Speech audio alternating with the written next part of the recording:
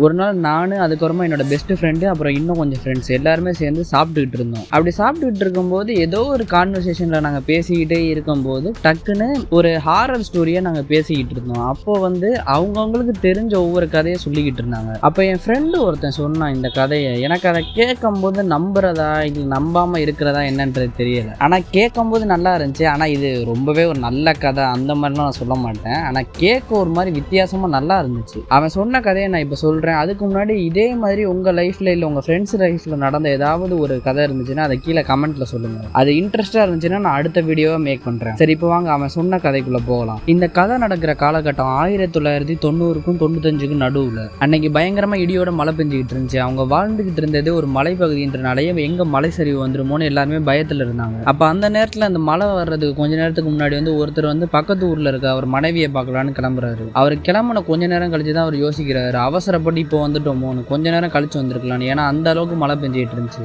காடு ஃபுல்லாகவே மழை பெஞ்சு அவர் ஒதுங்குறதுக்கு கூட இடம் இல்லாமல் அவர் ஒவ்வொரு இடமா தேடிக்கிட்டு இருந்தாரு. அப்போ அவருக்கு இந்த காட்டுக்குள்ள ஏதோ ஒன்று வித்தியாசமா இருக்குன்னு தோணுது. யாரோ அவரை காட்டுக்குள்ள நின்று பார்த்துக்கிட்டு இருக்க மாதிரி. அவரும் நலையாம இருக்கிறதுக்காக ஒரு மரத்தடியில் நிற்கிறாரு. அந்த மரத்தை சுற்றி சுற்றி பார்க்குறாரு. அந்த காட்டுக்குள்ள தேடி யாராவது நம்மளை பார்த்துக்கிட்டு இருக்காங்களான்னு. ஆனால் அந்த காட்டுக்குள்ள அவரை தவிர வேற யாருமே இல்லை. மழையும் கொஞ்ச நேரத்தில் விட்டுருது. இவரும் சரி நாளைக்கு போய்க்கலான்னு திருப்பி ஊருக்கே போறாரு. அப்போ இவர் போற வழியில இருக்கக்கூடிய ஒரு குளத்துல ஒரு தேன் கூடு தொங்குற மாதிரி இருக்குது. இவரும் சரி மலைக்கு தான் அந்த தேன் கூடு இந்த மாதிரி வந்திருக்குன்னு அதை எடுக்கலான்னு அவர் கிட்ட போறாரு. அப்பதான் அவர் ஒழுங்கா பாக்குறாரு, அது தேன் கூட இல்ல, அது ஒரு பொண்ணுன்னு. இந்த பொண்ணு ஏன்டா அந்த குளத்துக்கிட்ட இந்த மாதிரி தொங்கிக்கிட்டு இருக்குன்னு அவருக்கு ஆச்சரியமா இருந்தாலும் அவர் ஒழுங்கா பார்க்கும்போது தான் தெரியுது அந்த பொண்ணு தூக்குல தொங்குதுன்னு.